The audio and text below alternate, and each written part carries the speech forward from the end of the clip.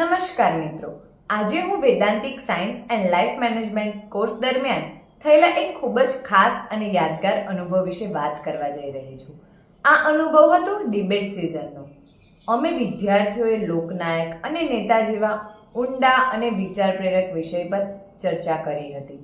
સામાન્ય રીતે ડિબેટનું નામ સાંભળીએ ત્યારે લોકો વિચારે કે તો માત્ર બોલવાની કોમ્પિટિશન હશે, પરંતુ આ ડિબેટ માત્ર જીત હાર માટે નહોતી. આ ચર્ચાએ અમને સમાજ, નેતૃત્વ, જવાબદારી અને સાચા જીવન મૂલ્યો વિશે ખૂબ ઊંડું વિચારવાનું શીખવ્યું. શરૂઆતમાં જ્યારે અમને ટોપિક્સ આપવામાં આવ્યા કે લોકનાયક અને નેતા વચ્ચે શું ફરક છે, ત્યારે ઘણા વિદ્યાર્થીઓ થોડા કન્ફ્યુઝ હતા, કારણ કે સામાન્ય રીતે લોકો બંને શબ્દોને એક સરખા જ માને છે. પરંતુ જેમ જેમ અમે વિષયને સમજવા લાગ્યા તેમ તેમ સમજાયું કે નેતા અને લોકનાયક વચ્ચે ખૂબ મોટો ફરક છે. ડિબેટની તૈયારી દરમિયાન અમે બુક્સ વાંચી, એક્ઝામ્પલ્સ શોધ્યા, હિસ્ટ્રીના ઘણા લોકો વિશે જાણ્યું અને સોસાયટીને ઓબ્ઝર્વ કરવાનો પ્રયત્ન કર્યો. ત્યારે સમજાયું કે દરેક નેતા લોકનાયક નથી બનતો, પરંતુ સાચો લોકનાયક એ હોય છે જે પોતાનો લાભ નહીં પણ લોકોના હિત વિશે વિચારે.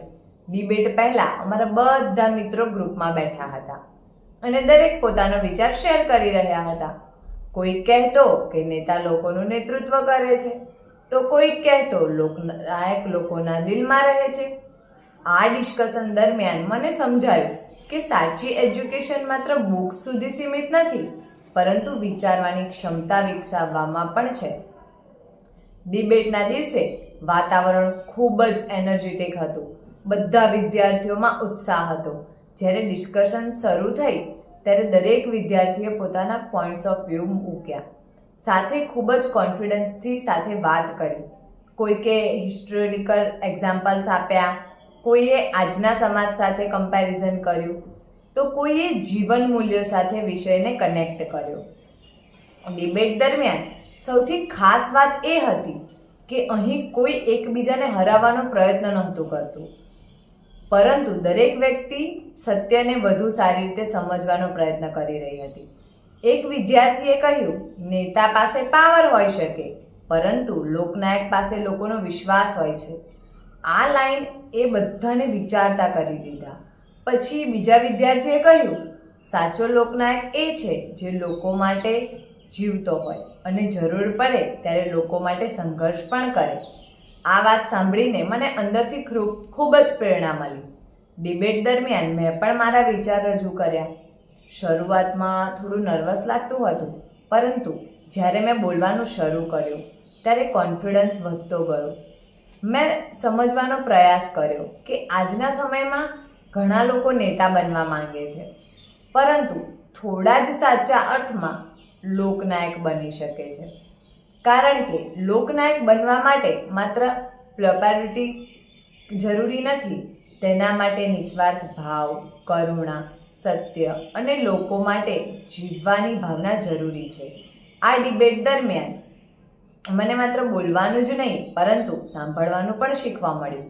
જ્યારે બીજા વિદ્યાર્થીઓ પોતાના વિચારો રજૂ કરતા હતા ત્યારે સમજાયું કે દરેક વ્યક્તિ અલગ અલગ રીતે વિચારે છે અને એ જ ડિસ્કશનની સુંદરતા છે. વેદાંતિક સાયન્સ એન્ડ લાઈફ મેનેજમેન્ટ કોર્સની આ ખાસ વાત મને ખૂબ ગમી કે અહીં એજ્યુકેશન માત્ર માર્ક્સ માટે જ નહીં, પરંતુ જીવનને સમજવા માટે આપવામાં આવે છે. આ ડિબેટ એ અમને લીડરશિપનો સાચો અર્થ સમજાવ્યો. આજના આ સમયમાં ઘણા લોકો ફેમ અને પાવર પાછળ દોડે છે, પરંતુ સાચું નેતૃત્વ એ જ છે જ્યાં માણસ લોકોના જીવનમાં સકારાત્મક બદલાવ લાવે. ડિબેટ પૂરી થયા પછી પણ ઘણા સમય સુધી અમે બધા મિત્રો આ વિષય પર ચર્ચા કરતા હતા, કારણ કે આ માત્ર એક ક્લાસરૂમ એક્ટિવિટી નહોતી, પરંતુ જીવન વિશે ઊંડું વિચારવા માટેનો એક અનુભવ હતો. આ અનુભવથી મારો કોન્ફિડન્સમાં પણ વધારો થયો અને પહેલાં લોકો સામે પોતાનો વિચાર વ્યક્ત કરવામાં થોડું મને ડર લાગતો હતો, પરંતુ આ ડિબેટ પછી હું વધુ ક્લિયરિટી અને કોન્ફિડન્સ સાથે વાત કરી શકું છું.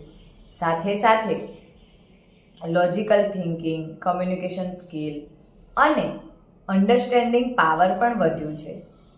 સૌથી મહત્વની વાત એ શીખવા મળી કે સાચો શિક્ષક એ જ છે જે માણસને માત્ર સફળ નહીં પરંતુ સંવેદનશીલ અને જવાબદાર બનાવે.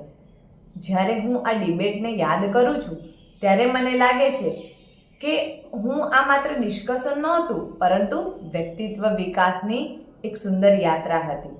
આ અનુભવ મને હંમેશા યાદ રહેશે કારણ કે તેણે મને માત્ર બોલતા જ નહીં પણ વિચારતા પણ શીખવ્યું છે. ધન્યવાદ.